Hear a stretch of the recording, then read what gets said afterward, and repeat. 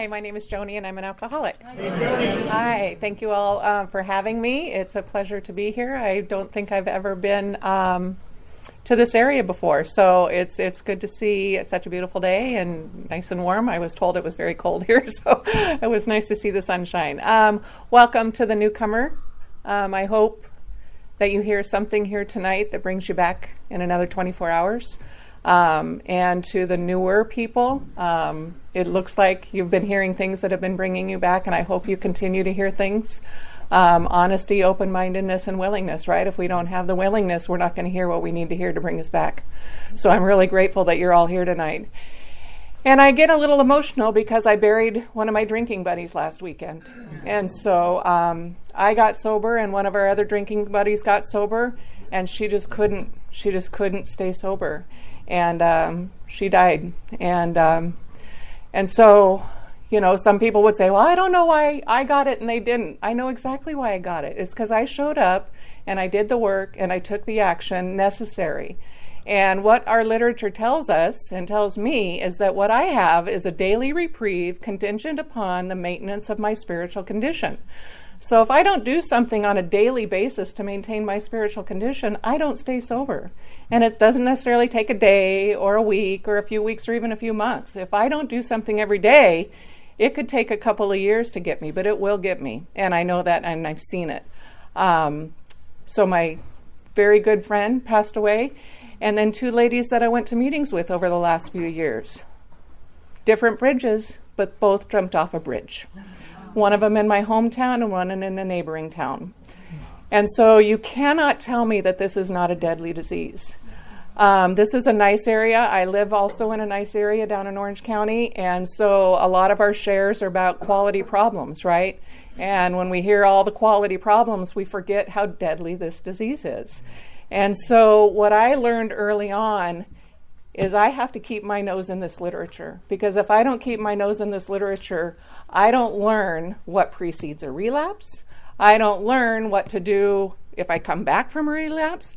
I don't learn the things I need to know to be able to stay sober. And then to do what I'm supposed to do once I've completed my steps is to carry that message to another alcoholic. So if my nose isn't in this book, I don't know what to share with you to help you stay sober another day. And I didn't learn that until a little bit into my sobriety. But once I got there, it was a game changer for me. So I would encourage the newcomer, the middle children. I'm a middle child, right? I thought I was an old timer with 20-something years, and you guys have a lot of long-term sobriety in here. And it's because somebody learned this literature and somebody taught it to you, and then you're teaching it to me, and I'm teaching it to the people coming in. And so I am an avid literature person. I am passionate about this book because it is designed for living, and it has saved my mother's life, my father's life, my brother's life, my husband's life, my cousin's life, his mother's life, his brother's life. I'm waiting for my son to show up for it to save his life. Okay, so we learn this literature, we carry it to the next person, and so on and so on. So when my grandkids show up, and your grandkids show up, and their grandkids show up, it's still here. So that's my soapbox about the literature. Put your nose in it, learn it. So a little bit about me. I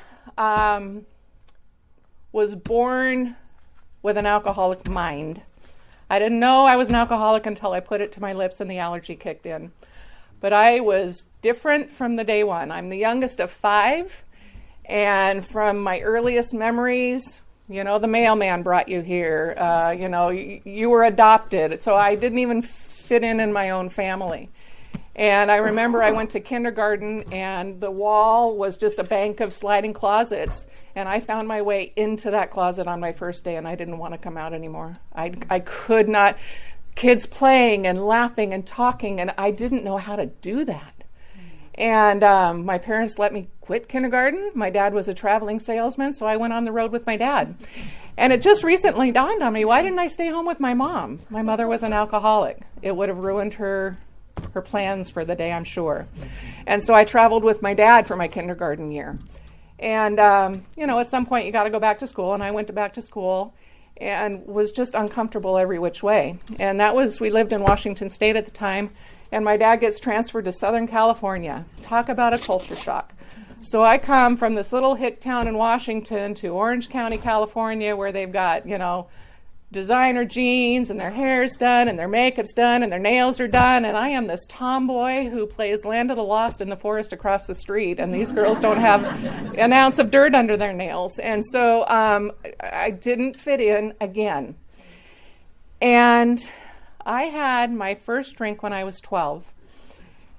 Now, I couldn't drink alcoholically at 12 because my mother got sober when I was 9, so there was no alcohol in my house. But I found a girlfriend whose parents, I don't know that they let us drink at their house, but they didn't stop us from drinking at their house. And so she was going to be here tonight, but her husband got hurt, and so they couldn't make it. But so she drank like I drank at the age of 13, and we were fast friends. And, well, I was her fast friend as long as we could go to her house all the time and not my house, because we could smoke there too. And so, I became her best friend. And, it's not that alcohol made me feel better. It's not that it made me feel like I fit in. It's not that it made me feel like you liked me or not, made me feel like I could really dance. It just made it so I didn't care. I just didn't care. If I had enough alcohol, I didn't care what the rest of you thought or did. I was good. And but I was a sloppy drunk. At 15, we're going to parties, and I'm the one laying in the gutter throwing up. And I'm the one that almost made it to the bathroom but threw up on your floor. I was the sloppy drunk. And so it was my solution to all my problems. And at the age of 15, I loved him, right? And I wanted him to tell me that we were going to get married one day. And he couldn't tell me that at the age of 15. And so I proceeded to try and take my own life. And so at the age of 15, I tried suicide twice. And the first time, my friends told my mom about it, and she didn't say anything to me, because it didn't land me in a hospital. They took me somewhere. My friends took care of me. They threw me in a cold bath, whatever, I don't know. And the next time I tried, it was a little closer to working. So now I'm in a hospital and my mom's by my bedside and she says, Joni, I know that this is the second time you've tried to kill yourself. It's time we do something about it. And I'm only 15 and there's nowhere to put a 15-year-old. All the institutions are for adults. And so it takes them some time to find me a place, and somewhere in Irvine they threw me in this locked hallway with some interesting people, and those were the days when you could smoke in hospitals, and they had one lighter and it was hanging on the nurse's station on a string, and this lady had this, she just had to have been detoxing, just shaking and couldn't light her cigarettes, and she's shaking, and oh my God. And so I went over to try and help her, and the nurse yelled at me, and I thought, I can't stay here. And this other lady walks by and looks at me and she said, the men in here are all mine. And I'm like, you can have them. And I look down the hall and my brother's on the other side of the door, and I go to the door and I'm like, get me out. And he's like, I'm trying, like, get me out of here. And so the shrink calls me in and I tell him whatever he needs to hear to let me go. What do you need? What can I say to you today to get me out of here? Because I can't be here. And so I said whatever he needed to hear to say. I promised to see whoever and take whatever and do whatever. And they let me out. And so that's at the age of 15. And so at the age of 16, of course, what else do? You get pregnant. Get pregnant at the age of 16. And so I would encourage you ladies in here, if you don't drink or get married between meetings, you've got a fighting chance. So I would encourage you to find women's meetings, because, the men will pat your ass and the women will save it. So I would encourage you to find some women's meetings. So now I'm pregnant at 16, and I'm able to stay sober during my pregnancy, and shortly thereafter, at 17, after I delivered, I'm drinking again. And then I find him again, and this one sticks. This one says, sure, I'll marry you. And this one I had known since I was 9. This was the one that the day I met him, I knew I was going to marry him one day. And I was actually engaged to be married. So again, don't get married between meetings. I was engaged to be married. And since I knew him since we were 9, we were old neighbors, I invited him to my wedding. And he decided to take me out to dinner to celebrate, and then he and I were married 6 months later. And so I will say this so I don't forget to say it later. He and I celebrated 40 years of marriage in December. So thank you. Yeah, and that in itself is a miracle. So I'm sure you can imagine we were both alcoholics when we got married, and neither one of us knew it. And I got sober, and he continued to drink for 12 years. So that'll come along in my story a little bit later. So we get married, and we have some kids, and we start going to church. And I'm actively involved in a church, and I'm praying, and I'm reading their literature, and I have a conscious contact with a higher power every day. And alcohol never crosses my mind. Never crosses my mind. And that's for a few years. We move and come down to Orange County, and all the little Orange County housewives are sitting out in front of their houses, and the kids are all playing in the street, and they all have their brie and cheese and their wine. And I am not a wine drinker, so I have my chips and dip and beer. And, and the kids are all playing in the street. And this is what they do in Orange County, apparently, so I do what they do. And we didn't find a church there, so we didn't get plugged into another church. And how the book describes women go down quicker than men for some reason. And that was my experience. When I picked up that alcohol again, I was right back to where I was when I had stopped originally. And so I only drank probably for about 2 years before I was done. In that 2 years, I was very busy with my alcoholic girlfriends. We traveled New Orleans to Jazz Fest. We would have bracelets made with the names of our hotels on them so we could find our way home at the end of the night. And Iberville Suites in the French Quarter in New Orleans, it was one of them. And I would call my dad, and I'd say, I'm on a yacht in front of John Wayne's house, and, those drunk calls, And I'm my daddy's girl, and so he didn't think anything of it. He thought I was just out having a good time. And so, the drinking started to progress until, and it's interesting you said that this morning. I heard the same thing. It was fun, and it was fun, and then it was fun and problems, and it was problems and fun, and then it was problems and problems. That was the first time I heard that today. So I have been sober longer than I drank alcoholically, so the better part of my story now is going to be about what I've stayed sober through. And so I find myself on December 21st in 2001. I've been sober 23 years. My marriage is a mess. There's holes in the walls. There's, kids running amok. And, I'm looking at divorce lawyers, and my job, I'm starting to drink now at lunch, and it was after 9/11, so the bars, I used to want to go to the airport because you could drink at the airport in the morning. Nobody would think twice if you would, you go have a Bloody Mary at the airport on my way to work. Well, then 9/11 happens, and now the bars are behind security. You can't get to the bars anymore unless you have an airplane ticket, and I, the idea of buying a ticket so I could go to the bar at the airport got to be a little extreme. So I decided it was probably time to stop drinking. And so I found myself sitting alone at home, and the kids were gone, and the husband was gone, and I was looking at, my work life was a mess. My friends were done with me. My husband was done with me. My siblings, my sister that lived nearby, she is not an alcoholic, and I would tell her the things that were in my mind, and she was pretty sure I was schizophrenic. She was talking to her pastor about me. She was buying books about schizophrenia, because the voices. And so, I just sat there and thought, what the common denominator was alcohol. The common denominator of all my problems were alcohol. And I mentioned earlier that my mom got sober when I was 9, and so I had been on a few 12-step calls with her. I'd watched her pour out the vanilla in the kitchen, and I would sit and chat with the alcoholic women. I loved them. They were great. My non-alcoholic sibling that would go was terrified. She'd go, oh my God. I'm like, oh my God, I love her. So I did what so many women did. I called my mom.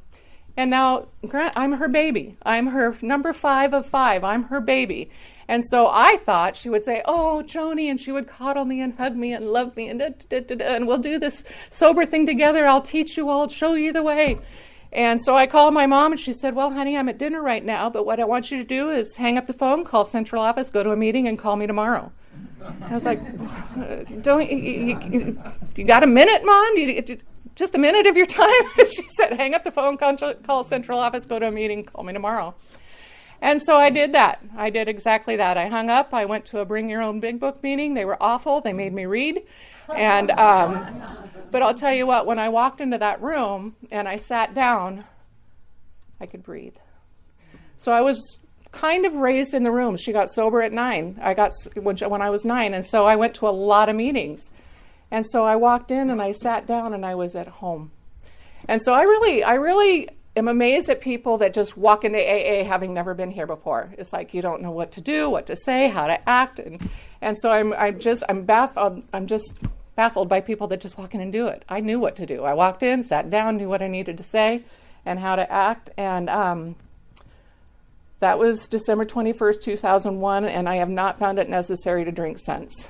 There's been a lot of really good reasons for me to drink since, and I think you would all agree that I probably had a good reason to drink, but it wasn't necessary for me to drink. And what I know now is that when my mom got sober and I was 9, I watched her go through my 2 suicide attempts, my teenage pregnancy, my brother's suicide attempt, my brother's drug and alcoholism, and she stayed sober through all of that. Stayed sober through almost losing a home, stayed sober through living with my dad, and who was, struggling in his own way with her sobriety. And so I watched her stay sober through all of those things. And so the things that came up in my life after I got sober, I didn't know relapse was an option when I got sober. I had never heard the word relapse. I don't know if it wasn't as prevalent when I got sober as it is today, but I didn't know it was an option, and it was probably a good thing I didn't know, because, hey, it's, and I don't know about your area here, but in our area for a little while, people started sharing relapse as part of recovery. And my hand goes up for the next share, and I say, it is not part of my recovery. As of today, it is not part of my recovery. It's part of people's stories, but it is not part of my recovery, and it is not part of my mother's recovery, and is not part of the recovery of a lot of people I know. So what I would say is if relapse is part of your story, in the book, and I don't know names or page numbers, but I can tell you it's at the top left of the page. And for those people that think To the Wives is kind of a throwaway chapter, there is a sentence in there that tells you what to do if you come back from a relapse. It tells you to redouble your spiritual efforts, right? It doesn't say come back and join H&I and get on a panel and be the secretary. It tells you to redouble your spiritual efforts. To me, that's more prayer, that's more meditation, that's more time with my sponsor and my higher power. So it's in there. If you have relapsed and you're back, redouble your spiritual efforts. It also tells me what precedes a relapse. So if you haven't relapsed yet, top right side of the page, it'll tell you this is what precedes a relapse. So you can watch for it. So what I stayed sober through, when I first got sober, like I said, we were very active in our church. And when I got sober, the things I had done while I was drinking, I did not think that I could go back to the God I was raised with. I didn't think I was worthy to go back. I didn't think I would be forgiven.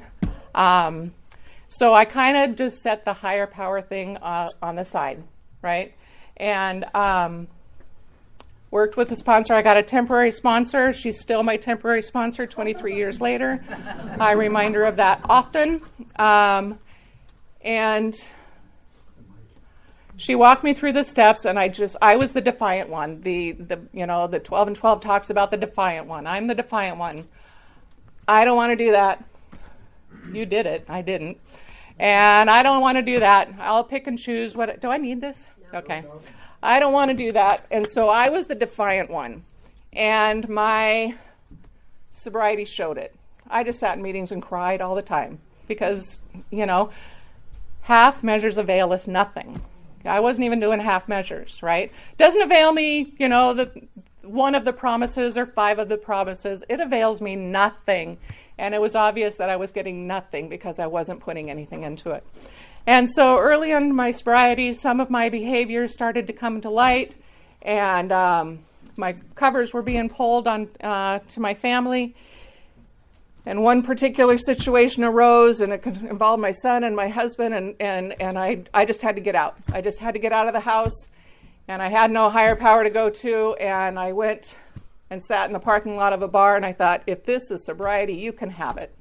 If I'm now sober, everything should be better, right? Ain't no problem here. The wind stopped blowing. You know, I'm sober, so let's forget about everything I've done up until today, right? And so now the wind is blowing, even though I'm not drinking, and if this is sobriety, you can have it. And so I called my sponsor, and I said, thank you for your time. It's been great, but if this is sobriety, you can have it.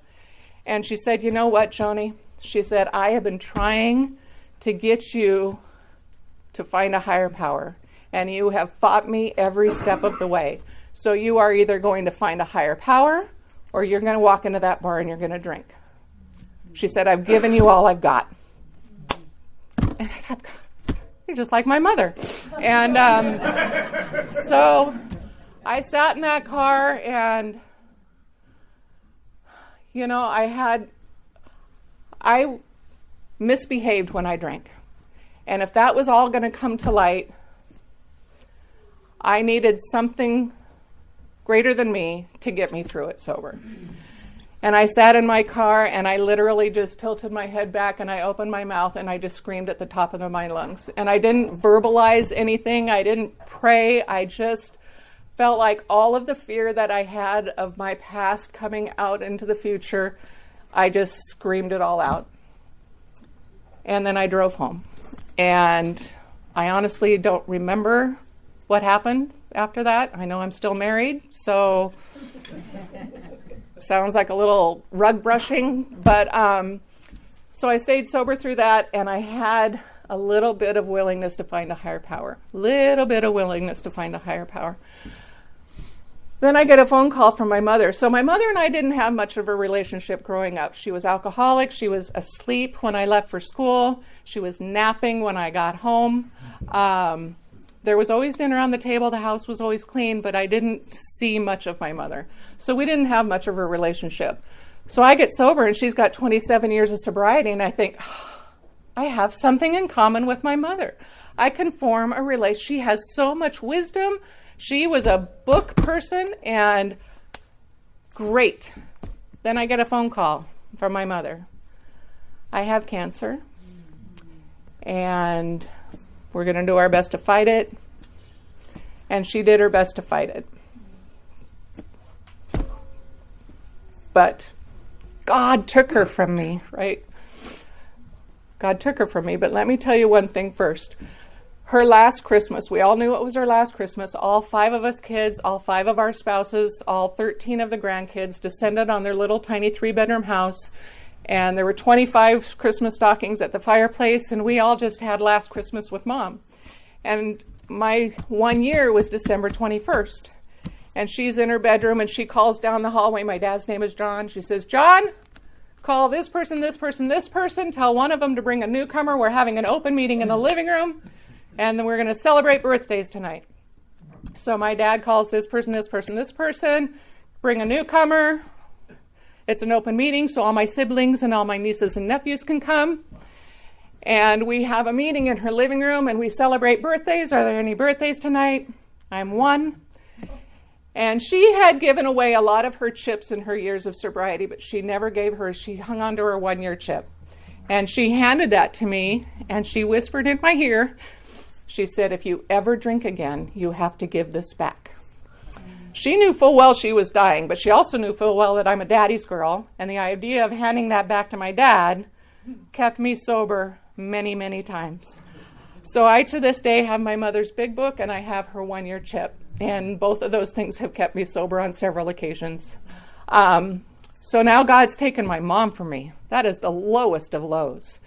And I want nothing to do with that God now. So now I'm running out of gods, and I'm going to eventually get to the one with the 12 arms. I don't know, but so I'm now not wanting a God again, and so I stay sober.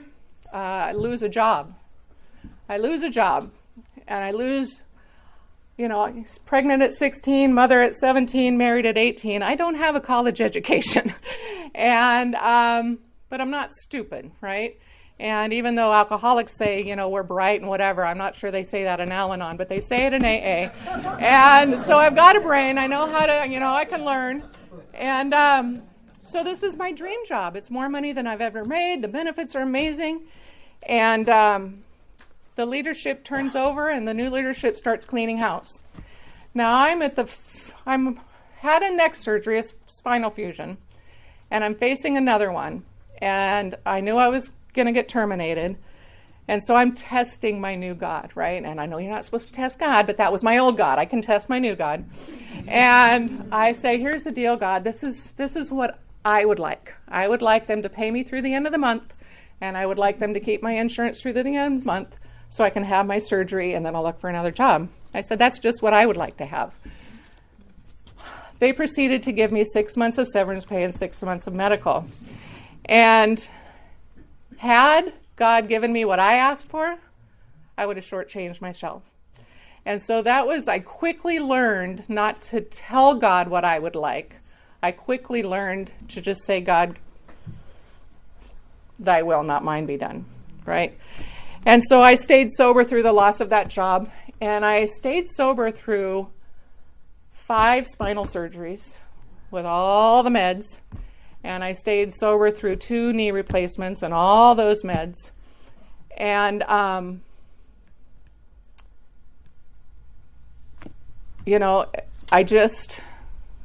I'm grateful because pills were never my thing.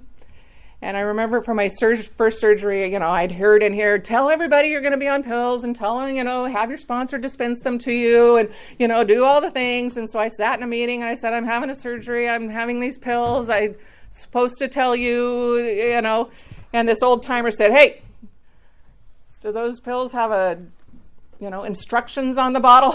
I said, yeah, they do. And he said, can you read? Yes, I can read. Read it, follow the instructions. And he goes, you're really making a big deal out of this. And I was able to just take them, I was just able to take them. And when I didn't have any more pain, you're not supposed to, but I threw them down the toilet. So, and I have family, oh, you should save those. You never know when you might need those. And I thought, no, I'm not playing that game. So I was able to stay sober through 7 surgeries over the course of 9 years. And the last surgery I had, I was in a lot of pain. Anybody who's had chronic pain, my last surgery, I thought, if it doesn't work, I'm not long for this world. I don't know that I could have continued to live the way I was living. I was laying on the couch covered in ice packs 24/7. And my motto was, if I can't fix it, I'm going to freeze it. And so I just laid there under ice packs all day. So I am very grateful that all of my surgeries have worked. I am completely pain-free. And I'm grateful that I was able to stay sober through that. So my husband, like I said, we've been married 40 years, but he drank for 12 years of my sobriety. Now, like I said, I was raised in the rooms of Al-Anon and AA, so I had a lot of Al-Anon in me. I let him drink. There was alcohol in the house. He would go out at night. I didn't count his drinks. I didn't limit his drinks. I didn't talk about his drinking. That was his deal, not mine. And so DUI number 1, and does the deal, comes to AA for about a year. It's not for him. And but he proceeds to have life happen to him. He loses his father and has no tools to deal with that and no support system to help him deal with that. Then he loses his mother and he has no support system and no tools to deal with it. Then his oldest brother, who is an alcoholic himself, now has esophageal cancer and can't swallow. And so Lance would go to work all day and then go to his brother's at night and stay with him all night and go back to work the next day and go to his brother's. His brother is dying, and he can't eat, and he can't swallow, and he can't drink. And so I'm not sure what the conversation was, but Lance is now bringing him marijuana, and then pretty soon Lance is smoking it with him. And then pretty soon Lance, his brother dies, and he has no tools, and he has no support system. And all he's got left is a sister and a brother. He has no other family. He's lost both his parents and his big brother, and no family, no support system and no tools. So he continues to smoke marijuana, and then he decides to start drinking the non-alcoholic beer. And I call it non-alcoholic beer because no alcoholic would drink it. And so he does that for a while. And then at some point he thought, why am I bothered? If I'm going to drink, I'm just going to drink. And but he didn't drink at home. We had some religious background, and somewhere in the Bible it says, to not do things that make your brother stumble. So he was concerned about drinking in front of me in case I might stumble. And he didn't know that wasn't his responsibility to keep me sober, and I didn't tell him that. So he drank outside of the home, and that went on for a little while. And I was getting done with it. And he heard a comedian once that defines he and I to a T. Comedian said the reason he and his wife are still married is because they never wanted a divorce at the same time. And so that's Lance and I's situation exactly. There's been oftentimes I was done with him, and oftentimes he was done with me. There was one time we were at the same time. I grabbed the yellow pages, everybody? Yeah. Yellow pages. And there was a name already circled. I went, oh no, he's one step ahead of me. And so we make it through that somehow. But now I'm done. I'm done.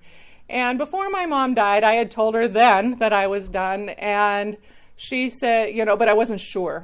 And she said, Joni, when you know, you'll know.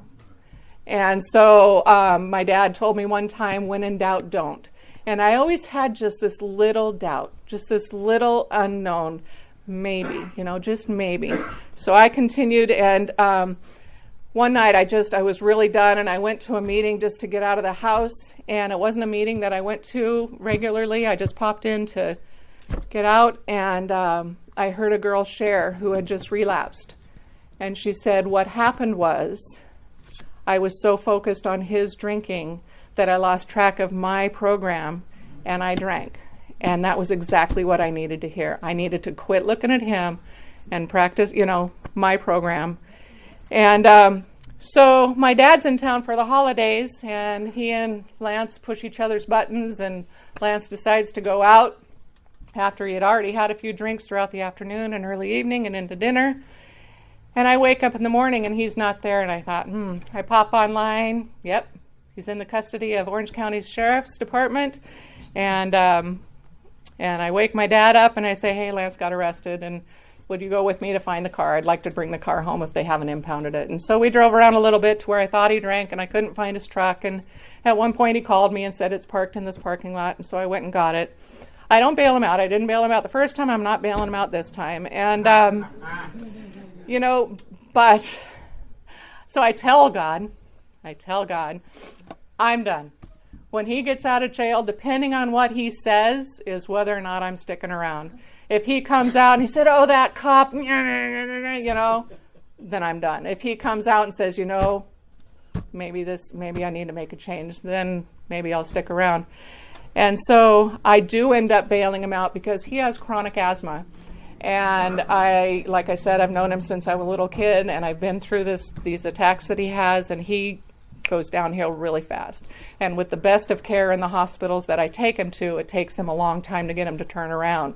So I could only imagine in a jail what they've got, the cold, hard, and whatever, he won't make it out alive. So he calls me and tells me he's in the infirmary and he's got an asthma attack going on.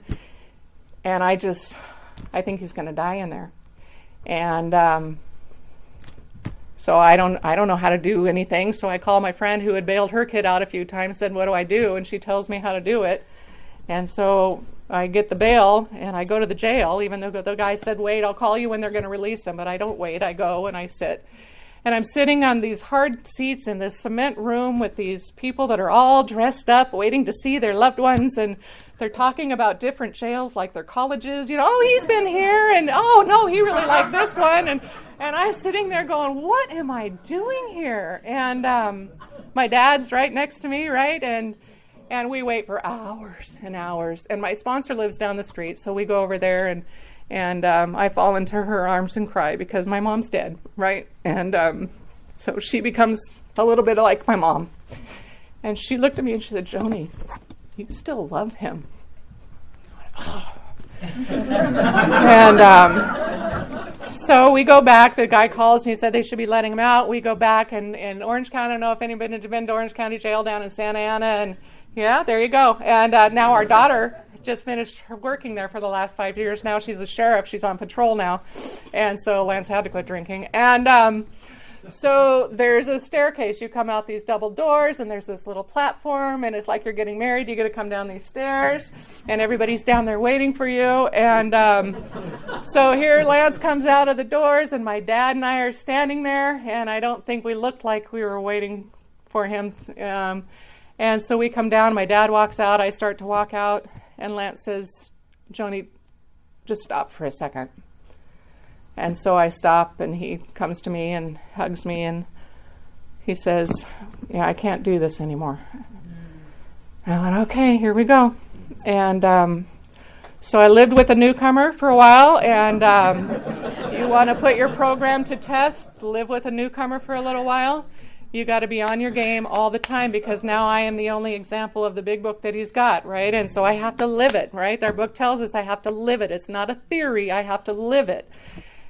And so I start living my program, and I went to a meeting, and I heard a woman say, you know, my husband and I don't work on our marriage. He works on him, I work on me, and our marriage works. And I have held on to that because, you know, in sobriety, I don't know about you, but you have dry periods, and you have good, and you have dry, and whatever, and his and mine, thank goodness, have never lined up to where we said, let's just drink, right? And I'm sorry.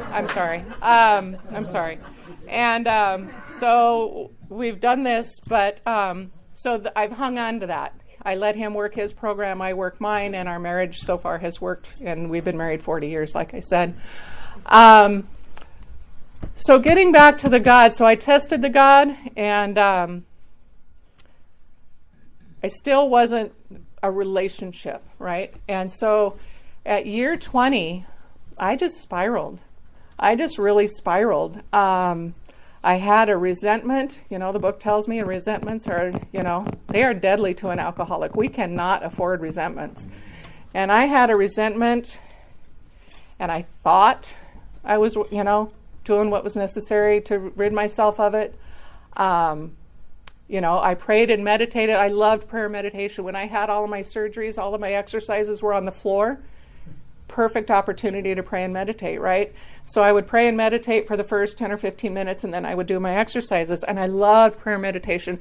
There were problems at work. I couldn't wait to get home to get on the floor and pray and meditate. You know, there was issues with the family. I couldn't wait to get upstairs to pray and meditate. It was like, it was so fulfilling to me.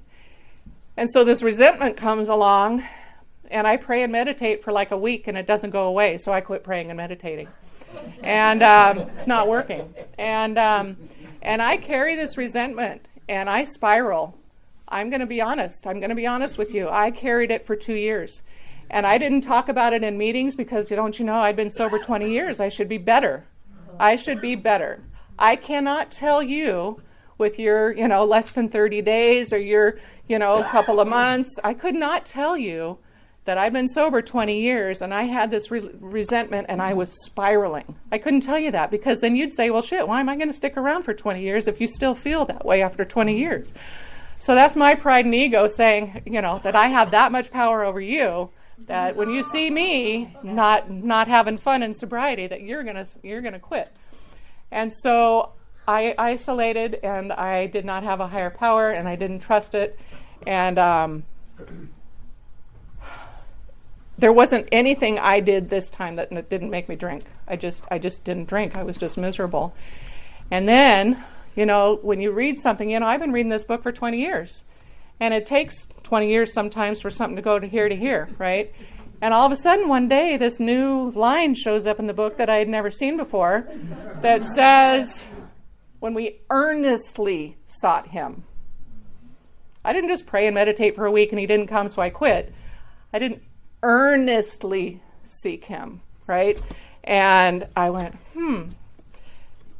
And so I humbled myself. I go to a Tuesday night women's 12 and 12, and we read the 12 and 12 from page 1 all the way through all of the traditions. And I decided we were starting on step 1, and so I went to these women. I'd been going to that meeting for 10 years or so, and I humbled myself before them, and I said, I've been carrying this resentment for 2 years, and I am going to walk through these steps with you guys in this room. And the book tells me to share in a general way what it used to be like, because I didn't want to name names, because the person was in the program of Alcoholics Anonymous that I had a resentment towards. And so I proceeded, step 1, and I went home and did step 1 on this person. And I went back the next week and told him what relief I got from working that step on this resentment. And then we did step 2, and I went back and told him what relief I got from working step 2 on this resentment, and so on and so forth. And I walked all through the 12 steps on this one resentment, and I earnestly sought him. And by the end of the 7th step, I had already been relieved of the resentment, but I continued on with 8, 9, 10, 11, and 12. And I will tell you that humbling myself before the other alcoholics and giving them an opportunity to help me and to share their experience, strength, and hope with me, I can tell you that that resentment was lifted, and and I'm a completely different person. I am no longer spiraling out of control. I'm no longer dry in sobriety. But what I would tell you is that it happens in sobriety. And we have down times. And that's why I consider myself a middle child. We've got these people with 30, 40, 50 years of sobriety who everyone, admires and, and then we've got the newcomer who everyone showers, and we should. It's us middle children that are just getting we're just floating around out here. And we need love too.